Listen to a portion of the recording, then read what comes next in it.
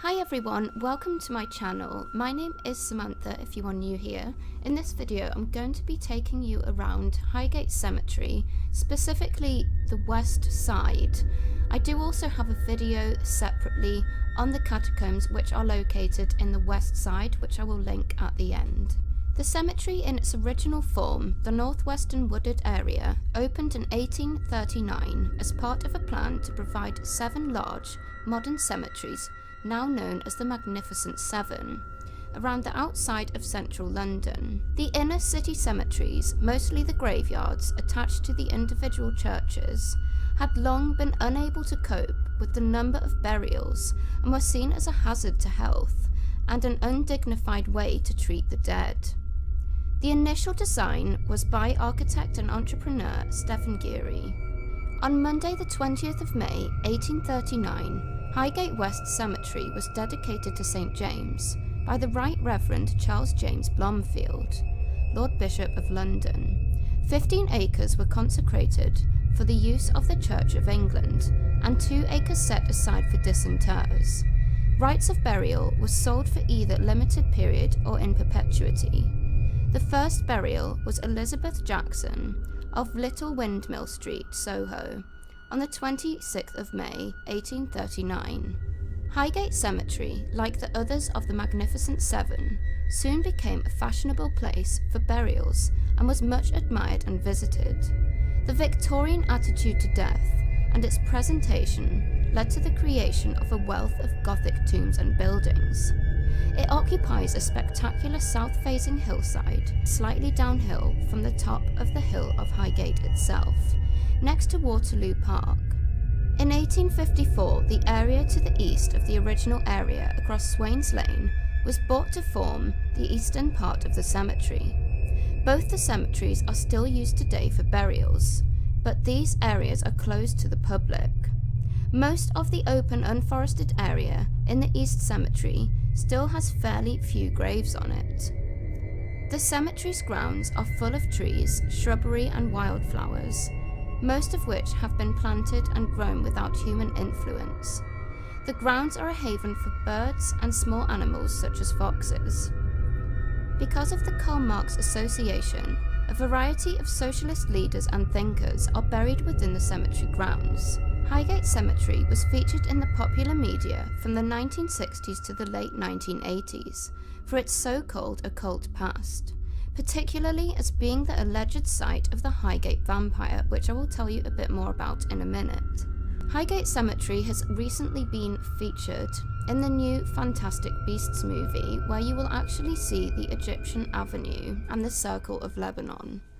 Many popular books on ghosts, like the book called The Highgate Vampire, mention a vampire which reportedly haunted Highgate Cemetery in the early 1970s. The growth of its reputation, which can be traced through contemporary media reports and subsequent books by 2 participants, Sean Manchester and David Farrant, is an example of modern legend building. The most academic account is given by a folklore scholar, Professor Bill Ellis, in the journal Folklore. He writes from the viewpoint of a sociological legend study. This concerns public perceptions of a real or purported event, and how these are shaped into a narrative by processes of rumour, selection, exaggeration and stereotyping. Other narratives which treat these purported happenings as fact are available in the books and websites of Sean Manchester and David Farrant. A second local man, the extremely unhinged Sean Manchester, was just as keen as Farrant to identify and eliminate what he and Farrant believed was a supernatural entity in the cemetery. The Hampstead and Highgate Express reported him on the 27th of February 1970 as saying that he believed that a king vampire of the undead, a medieval nobleman who had practiced black magic in medieval Romania, had been brought to England in a coffin in the early 18th century by followers who bought a house for him in the West End. He was buried on the site that later became Highgate Cemetery, and Manchester claimed that modern Satanists had roused him. He said that the right thing to do would be to stake the vampire's body and then behead and burn it, but this nowadays would be illegal. The paper headlines this: "Does a vampire walk in Highgate?" Manchester later claimed, however, that the reference to a king vampire from Romania was a journalistic embellishment. Nevertheless, the 1985 edition of his book also speaks of an unnamed nobleman's body brought to Highgate in a coffin from somewhere in Europe. In his interview on the 27th of February, Manchester offered no evidence in support of his theory. The following week, on the 6th of March, the same paper reported David Farrant as saying he had seen dead foxes in the cemetery. And the odd thing was that there was no outward sign of how they died. When he told of this, Manchester said it seemed to complement the theory. In later writings, both men reported to seeing other dead foxes, with throat wounds and drained of blood. Farrant was more hesitant in identifying the phenomenon he had seen. In some interviews, he called it simply a ghost or spectre. Sometimes he agreed that it might be vampiric. It is the vampire label which has stuck. The ensuing publicity was enhanced by a growing rivalry between Farrant and Manchester, each claiming that he could and would expel or destroy the spectre. Manchester declared to his associates that he would hold an official vampire hunt on Friday the 13th of March. Such Fridays are always ominous dates in British and North American superstition, Friday the 13th, and are frequently chosen for items on occult matters in the media.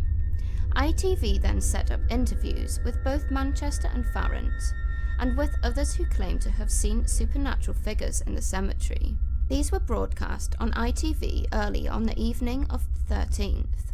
Within 2 hours, a mob of hunters from all over London and beyond swarmed over the gates and walls into the locked cemetery, despite police officers to control them.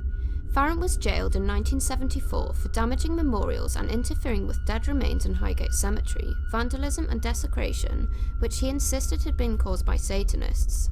The Highgate vampire is now regularly featured in books and internet sites on occult subjects. That brings us to the end of this video. Please do give it a thumbs up, subscribe and give it a comment if you have enjoyed. My name is Samantha and I'll see you next time.